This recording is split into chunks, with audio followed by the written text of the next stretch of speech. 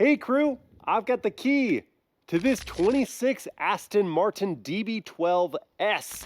And this week, we're gonna see what it's like to live with. Starting with the spacing in my driveway, which is 16 feet wide by 19 and a half feet long. And you're like, wait a sec, you didn't back the car in? I always back it in. Well, it was a moment of weakness, a rush yesterday to get the car in, and so yes, I just drove it straight forward, but I did keep it very close to the edge, and it was parked next to a Volvo XC90, a 26 model, that Mobile Mama is reviewing right now. If you want to check out her content, it's at Mobile Mama on TikTok, Instagram, and YouTube. And she did leave early this morning to take the kids to Vacation Bible School, but when she was parked here with the XC90 close to the edge, there was still space to walk between the vehicles. We could even wheel a wagon and double stroller through for our kiddos. Now, in terms of clearance, I do have these curb ramps set up here, and I usually have them over. I moved them this direction and had to angle this one around the curve of my driveway because this DB12S doesn't come as standard with a front end lift, and it's got these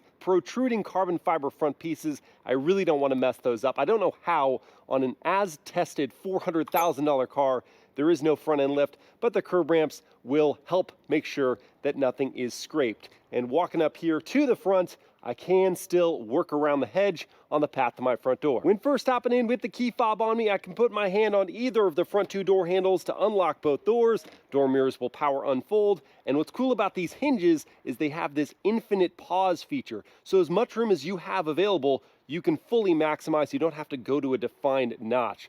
And stepping in, I'm gonna sit down on this wide sill, then scoot my butt over and duck my head to get in. And closing up that door, wow, really solid thud, even with frameless windows, though there should be a soft close feature for this amount of money. Hey cabin crew, thanks for joining for the day in the life in this 26 Aston Martin DB12S.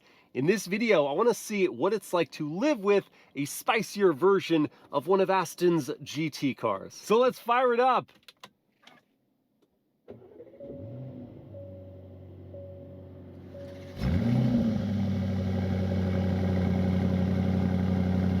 Well, before the fans started roaring here, we had the twin-turbo V8 roaring to life, although it wasn't so loud, so raucous, that it would disturb your neighbors too much if you had to leave early in the morning for a commute. Now let me throw on my seatbelt before I show you where I'd place the items I bring with me every day. Like my iPhone, which is sitting on this wireless charging pad. It's hidden underneath the console, so it's out of the way, and it is a large pad, so you could fit a bigger phone than my 17 Pro. Inside this console, I have hidden my Ray-Ban Meta sunglass case, my other sunglasses because there isn't dedicated storage to protect the lenses. I've got a couple snacks and a slimline wallet.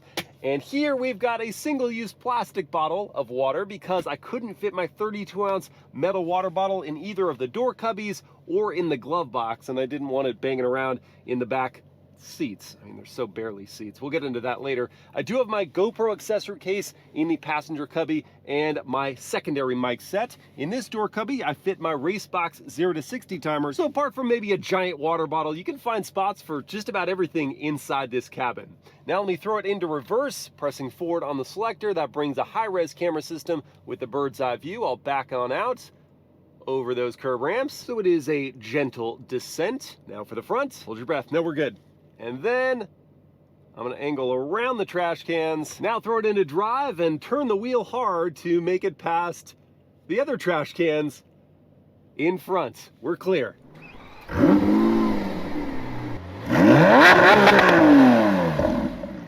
As my day begins behind the wheel of the DB12S, I've got seat heating or seat ventilation. I've got a dual zone climate control system, but I don't have one of my favorite features, steering wheel heating. That is surprising to me. Again, given how pricey this car is, but also just for that complete GT experience, the warmth you want in winter, which we don't really have that bad here in SoCal, but come on. Oh, hello, Cobra. An AC Cobra, that's so sick. Anyway, in better news, these seats are wondrously comfortable, coated in this sumptuously soft leather with just the right degree of padding, and all these adjustments found here to the right of my leg. Lumbar is there. The only thing that is missing, another feature I would expect to find here in a GT car, is massage. But I don't think any Aston Martin even offers massage. it would fit for a long tour you might take in this vehicle, but here we just have very comfortable seats. And I do have headroom above at 6 feet tall with a longer torso, and I can work the power control on the steering rack to bring it out and up to the perfect place for my hands to rest. It's a commanding posture behind the wheel, and visibility is on par for a GT car. Even with that long hood where you're not quite sure where it ends, you at least have these recessed portions so you can see the road in front of you. The side glass is tall enough, the pillars aren't terribly thick, and at the C pillar, the glass runs right up to it and then continues out the back, and seeing out the rear view is no trouble at all, at least without rear passengers. But you wouldn't have any of those in this car. I'm cruising around in the GT drive mode. It's sort of a comfortable daily driving setting. Keeps the throttle response more subdued, the exhaust volume reserved, and the suspension firmness on the softer end of things. You can also calibrate all of those settings in the individual, which I have set to be spunky, but the ride still soft. There is also Sport, Sport Plus, and a wet weather mode where traction control is going to be just on the very edge, ready to intercede whenever needed. And on the subject of ride compliance, this adaptive damper suspension, even on these 21-inch wheels, is filtering out defects in the road flawlessly, so that the only thing I'm absorbing is a sense of calm and relaxation. I certainly paid for it, didn't I? But what does the turn signal sound like? Well, you can barely hear it, but as you come to a stop, it's a very mellow, very pleasant tone. Now for the turning radius, we're going to test that next, pulling out a little bit before cranking the wheel, and the turning circle is not that tight. It may take you a few extra maneuvers in tighter spaces. But what if someone is driving recklessly on the road and you need to honk at them? What are they going to hear out of the DB12? Fairly harsh and not dignified. Doesn't necessarily befit something of this caliber of car, but they will understand that you're frustrated, so it works. I do need to add an addendum to my suspension discussion, because though the dampers absorb the imperfections in the road expertly, they transfer some of the transitions in pavement or the undulations in the surface as motion in through the chassis to my seat. So while the ride is pillowy soft, I'm still aware of what's going on around me, unlike perhaps a Rolls Royce, but I think that's fitting for a performance luxury car. Power from this 4-liter twin-turbo V8 is served up in abundance. We've got 690 horsepower, 590 pound-feet of torque. In the GT mode, it's really smooth. You build up momentum quickly with all of the grunt at your disposal, and yet it isn't done so in a breakneck fashion. It's just super smooth. No defined delay from the turbos, just power and grace. And the 8-speed auto, you can't really feel the shifts between gears, except for when you approach stoplights. In the last couple shifts, it behaves almost like a dual clutch. You can feel the lurch forward a bit. And also the carbon ceramic brakes equipped to this S model, they don't squeal at all, which is sometimes a concern, but they can grab up on you. So you have to be very tentative with your braking input if you want the smoothest approach. Then if you are sitting in a light, the start-stop system can come into play. And when the engine comes back on, as you go into gear, it can be a little abrupt. Fortunately, you can turn that off easily with this button right here. Now feels like the right time for coffee. So I'm gonna pop in here to True Brew, and I shall direct my very expensive automobile far away from the riffraff to one of these spots just yonder. And I will back it in this time. So let's scoot on over before going up into reverse, prompting that high-res camera system with trajectory lines. And with the door mirrors having tilted down for me, showing my tire position in the lane, I can more easily route it back with parking sensors that now chime in to tell me it's time to stop. So let's go get coffee. Oh, you know what? There's a problem for me with my phone. When it's out of sight, it's out of mind, and this car doesn't have a responder voice command, so I just have to practice. Just like grab lunch, something like that, whatever, you got out for a break. And there we are, iced decaf latte today has been acquired. It never fails. You take your fancy car away from everyone else and someone just has to park next to you. I do want to talk about the styling because my goodness, it's beautiful. But let's go somewhere where we have the room to walk around it. And we have to find out if I've got a cup holder that will securely hold this coffee.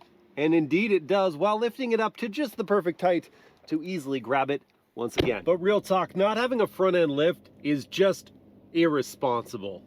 If you bought this car, spend whatever it costs to get that, because it is so nerve-wracking driving it without one. There we go. Now we got the room to peruse this jaw-dropping car in this Synapse Orange, which is almost $10,000, and I think worth every penny here. Look at this metallic flake glittering at me. We've got these carbon fiber heat extractors baked into the hood. This vehicle has pretty much every carbon fiber option you can choose. Gloss black for the grille, jutting front lip along with these carbon fiber corner pieces with mesh vents. LED GRLs there, getting to the side. We see these 21-inch matte black wheels wrapped in Michelin Pilot Sport 5S tires, 275 section front, 325 at the back. Within are carbon ceramic brakes with black painted calipers, more carbon fiber here and down low, S badging on the side, carbon for the door mirrors, and covering this contrasting roof. Stepping back to take in this sensual silhouette with the long hood and the gentle taper to that roof line.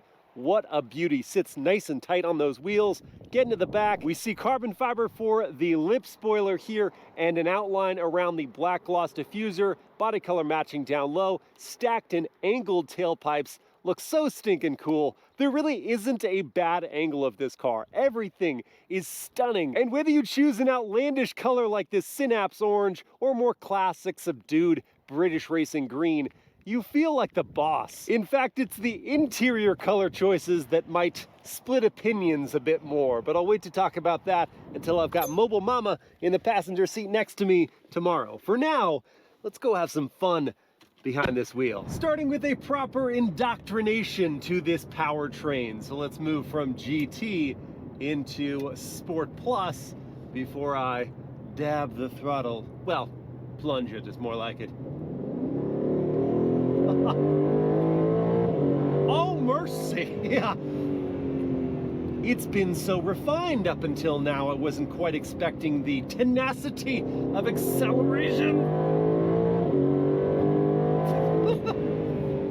And you can already feel rear drive dynamics. It just rears back on its haunches and rockets forward. This motor is not messing around. Okay then. I see you, Aston Martin. I underestimated you. Fudge. I mean, seriously, the front end gets quite light. It just feels like it's sitting on its butt. But if it's good enough for Bond, it's good enough for me. Heavens to Betsy. There's some prodigious pace on tap here. Now let's try manual mode. I'm just going to pull on a paddle, put us in that. Quick shifts. Down and up. Oh, it upshifted for me? In Sport Plus? That's not okay. Let's try that again. Slowly get it out to that red line.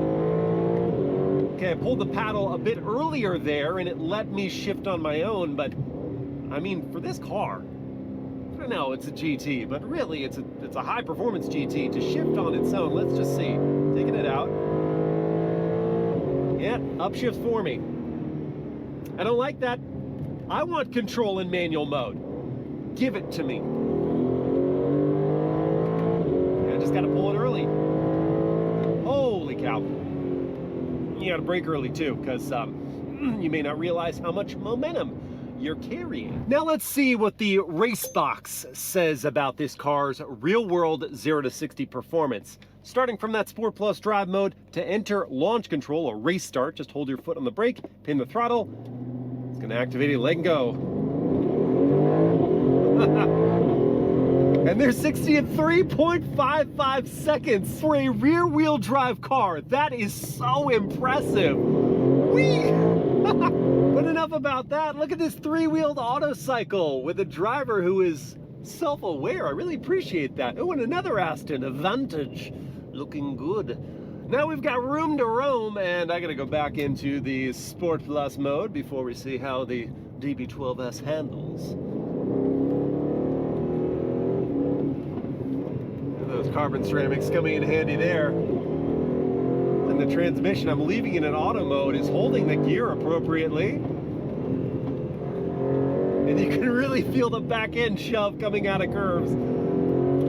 Rear drive dynamics shining through. Oh, and it's so responsive to the steering input. Well, well, well. For a GT car, this feels rather sporty.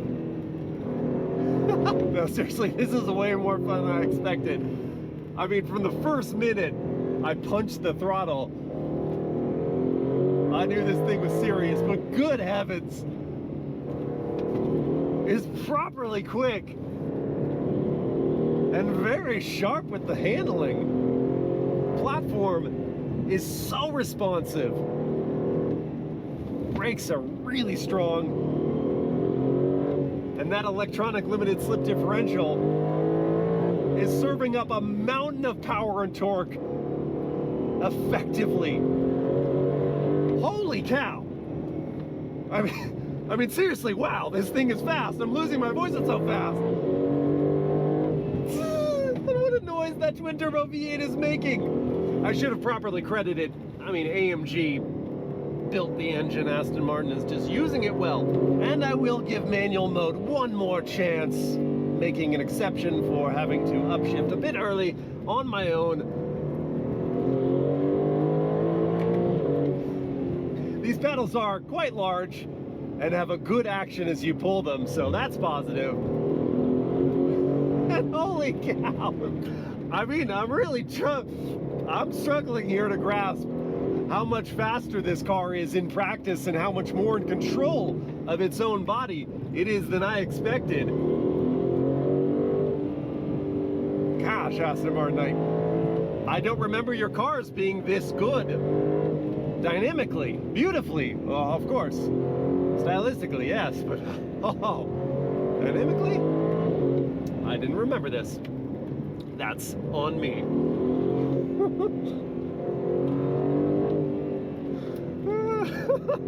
And just listen to those turbochargers. The induction noise it's intoxicating. I just want more of it. There's the Vantage again. He's having some fun as well.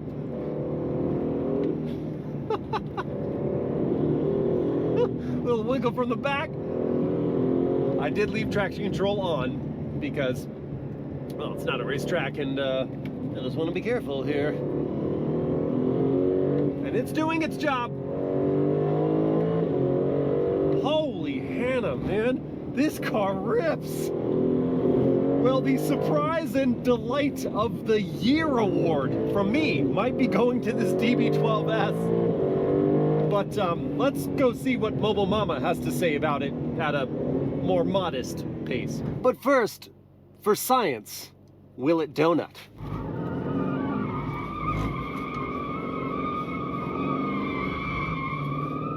The answer is yes. Quite easily. Hello, Mobile Mama. Hi. Welcome to the DB12S. We're en route to Los Angeles for the second week in a row. Last week we were in the Lamborghini Revuelta, which if you haven't watched that day in the life, go check it out. We were heading to the Mercedes Maybach S-Class first drive. Now we're going to first drive the Tesla Model Y long wheelbase, which will be really interesting. It's kind of replacing the Model X. And so I'm sure I will have that up before I have this video up, so watch that as well. While we're cruising here, I want to just, before I even say a word, quiet up. Let's listen to the cabin volume at these speeds. He doesn't even want me to talk, Nope, folks. nope, zip it.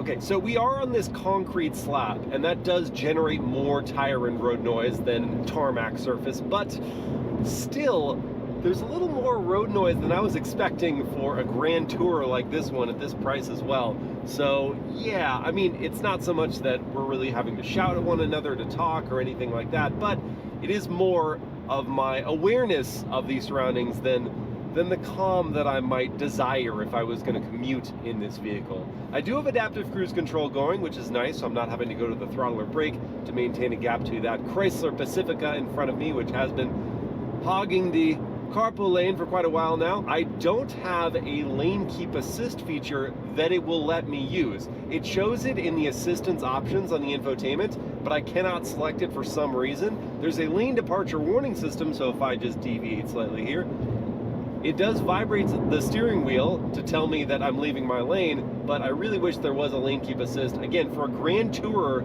those kind of features really come in handy. And now that the pace is more classic LA traffic slow, I wanted to ask you, oh wait. May I speak? Yes, the floor is yours, Mobile Mama. You have permission to speak. Thank you. Tell me about this interior, your thoughts, because, well, it is remarkable. That's one way to put it. Yes. No, I do like the different textures. You have this nice carbon fiber, stitched leather. Yes. You know, you've got these metals. That all looks good. And then what is going on with this color combo? Yeah. It's just like orange trees to me. You know, it's like That's a positive spin on it. I didn't think about groves. that. That's yes. what I thought about. Orange tree groves. I like that, Mobile Mama. That's really good. Because yes, I like the color on the outside. Yes. And I like this green on the inside. Together, that's a really hard sell for me, especially because there's also like this taupe color on the back of the seat. It's a little too much. Well, this is like Aston Martin green, right? Yes, Like well, this is their... I mean, yeah, like Aston Martin does a really nice green interior. Yes, someone really loves this. And it is different, that's for sure. Something you can do. It's sort of showing off the breadth of possibility here. I do love all the carbon fiber on the door. That's so nice. And the suede strip of the headliner and leather stripe down the center. That's all good. It does look and feel special. And speaking of special touches, I noticed when you were adjusting your hair earlier with the sun visor down, that is one of the coolest like actions of opening and closing. Nice. It Very feels satisfying. so good. Yes. And this is so nice. This is what we're talking about when we're saying not cheapening out. Like No. I feel like a lot of brands, it's just like, oh, we just gave up.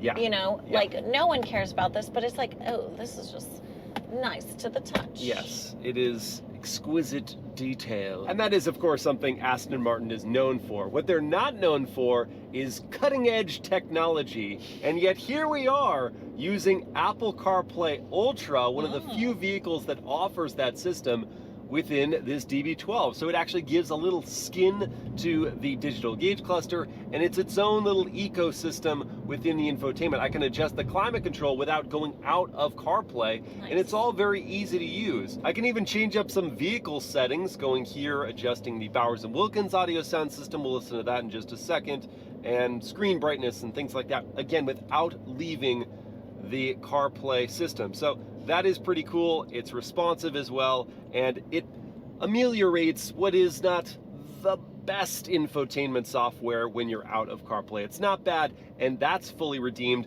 by all the physical controls here. I love that there are these redundancies. I don't need to go into the infotainment to adjust the climate control. The temp and fan speed are right there, seat heating, ventilation, and all these driving settings. So that is all good. Now, let's listen to that Bowers & Wilkins sound system when I pull up Spotify. Finding my song of choice now and using the volume scroller to build up to 50% there. I feel like you have this one every time.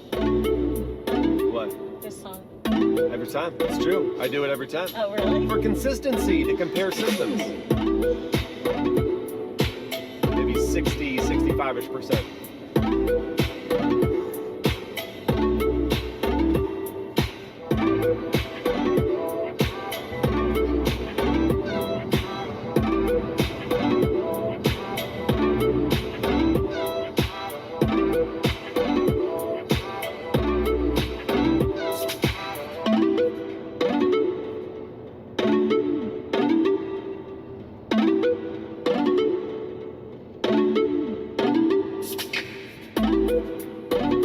That is some crispy audio. I don't usually have her headbanging next to me as I'm doing the sound system demo, but... Yeah, it's just more boring for you usually. This is more exciting, definitely. Oh, I wish I could open a crispy... I mean, that's kind of what it sounds like. It's Yeah. like, I mean, you can hear the full profile as it comes through. This is an excellent sound system. Had a good hit of bass down there as well, and the highs and mids were crystal, so I'm very into the system upgrade. I can't remember how much it costs, but it's not cheap. And it looks like we've just about made it. Let's go see what this longer Model Y is all about. Let's do it. Today, let's test the practicality with a Costco run to benefit the charity Families Forward. It's a mid-sized Costco haul this morning for a good cause, but as we'll see, this is not a gimme because the Aston's trunk is compact. First question, why on a $400,000 Grand Tour does the trunk lid not power open? Putting that aside for now, you could probably fit 2 small carry-on suitcases in this trunk, but how much Costco? Let's see. 2 pieces of good news, the trunk load floor is low, but it's not on the ground. So regardless of your height, it should be easy to load in heavy items. Also, the opening is of decent size, so you've got some room to maneuver. Now for the bad news. You have to load things at something of a distance because you have these crash safety posts which stick out really far, and then the trunk lid itself, which you risk hitting your head on. Go for it, yeah. Yeah, the orange is cool, right?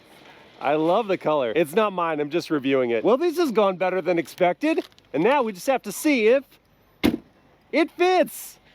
But not the toilet paper or paper towels. We've got more work to do. I will be putting those in the cabin, but it's so hot, I gotta get the AC going. Since we definitely aren't fitting a person in these back seats, might as well use it for stuff. Get me out of here. There we are, got him belted in for safety, and his paper products, they're not gonna damage the leather. Whee! Now, after returning my cart, like a responsible shopper, I can confirm the Aston Martin DB12S is Costco approved. It's about time to refuel this 20.5 gallon tank, and the DB12S is EPA rated at 14 mpg city, 21 on the highway, and 17 combined. If I saw 17, I'd average 349 miles on a tank. However, during my time with the car, and the trip did get reset once, and there was a lot of idling time, I've seen about 10 miles per gallon. And at current fuel prices of goodness gracious, $6.07 for the required 91 octane gas. It's gonna cost me $124 to fill this tank, but at least there's capless fueling to save me some time. Well, crew, at the beginning of this video, I pondered what it would be like to live with a spicier version of one of Aston's GT cars. And after quality time spent behind the wheel, I'm shedding a tear for the conclusion of our relationship. It has been a lovely week together. Beyond the obvious, how gorgeous this car is, the DB12S is a blast to drive quickly, and yet an accommodating cruiser. The seats are comfortable, the ride is balanced, and it's even reasonably practical, especially when you combine the trunk space with the rear seat area. And you might as well, because the back seats are too small for people, while the turning radius is a bit too large for quick maneuvers. There are some glaring omissions for $400,000 as tested, like a front end lift and massaging seats. But it's worth paying extra for the Bowers & Wilkins sound system, which is excellent, and the many gallons of fuel you will use. All this praise comes with the caution that British cars aren't known for their reliability. But for as long as it's running, this thing is sensational. I hope you guys have enjoyed this day in the life, and I will see you again next time.